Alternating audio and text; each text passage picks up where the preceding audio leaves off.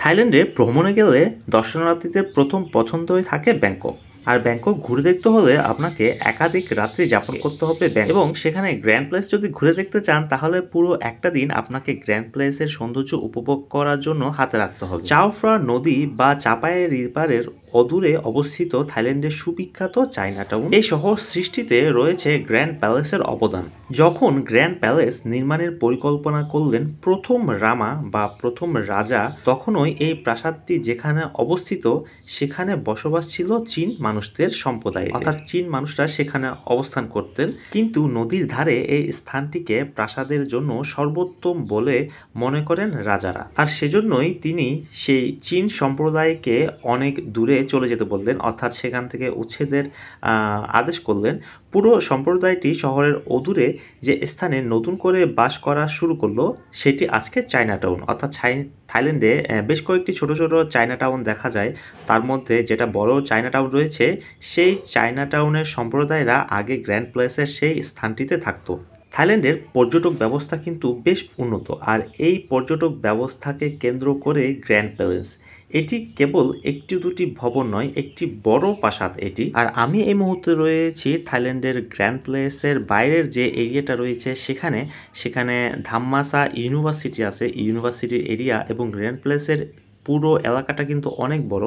চারপাশ থেকে অর্থাৎ বাইরে ঘুরে দেখতে অনেক সময় লাগে। তো আজকে প্রথম দিন আমি বাইরের এরিয়াটা ঘুরে দেখছি এবং পরের দিন ভেতরে যাব, কারণ পুরো একটা দিন সময় না দিলে আসলে ভেতরের সম্পূর্ণ গ্র্যান্ড প্যালেসের ভেতরটা উপভোগ করা যায় না। দেখার মতো অনেক কিছু রয়েছে গ্র্যান্ড প্যালেসে, তার মধ্যে অন্যতম হচ্ছে সেখানে যে বুদ্ধ মূর্তিটা রয়েছে সেটি অনেক মূল্যবান, অর্থাৎ থাইরা তাকে সৌভাগ্যের প্রতীক মনে করে, অর্থাৎ থাইল্যান্ডের যে সৌভাগ্য সেটাই বহন করে এই বুদ্ধ মূর্তিটা। আর বিশেষ করে অ্যান্টিক দ্রব্যর জন্য এই থাইল্যান্ডের গ্র্যান্ড প্লেসের চারপাশের এরিয়াটা খুবই বিখ্যাত। এখানকে আপনি পুরনো যেই অ্যান্টিক দ্রব্যগুলো যারা সংগ্রহ করতে পছন্দ করে এই মার্কেট থেকে তারা সেগুলো সংগ্রহ করতে পারে। আর এই মার্কেটটাকে বলা হয় বুদ্ধা মার্কেট, আর বুদ্ধা মার্কেটে আপনি সব ধরনের অ্যান্টিক দ্রব্যগুলো পেয়ে যাবেন। খাবার, পানি বা টুকিটাকি ছোটোখাটো কিছু যদি প্রয়োজন পড়ে সেটার জন্য 7-Elevenটাই বেস্ট, কারণ এখানে আপনি পেমেন্ট করতেও তেমন একটা সমস্যা হয় না, সবগুলো দামই ফিক্স থাকে। তাই 7-Eleven থেকে যে কোনো খাবার জিনিস বা যে কোনো কিছু লাগলে সেটা সংগ্রহ করতে পারবেন। দেশে আসার সময় সবার জন্য বাম নিয়ে আসছিলাম, যারা বলছিল, আর এই বামগুলো খুবই ভালো। আর সব জায়গায় আপনি রাজা রানীর ছবি দেখতে পারবেন থাইল্যান্ডের প্রত্যেকটা রাস্তার মোড়ে। এখান থেকে বাম কালেক্ট করতে হবে।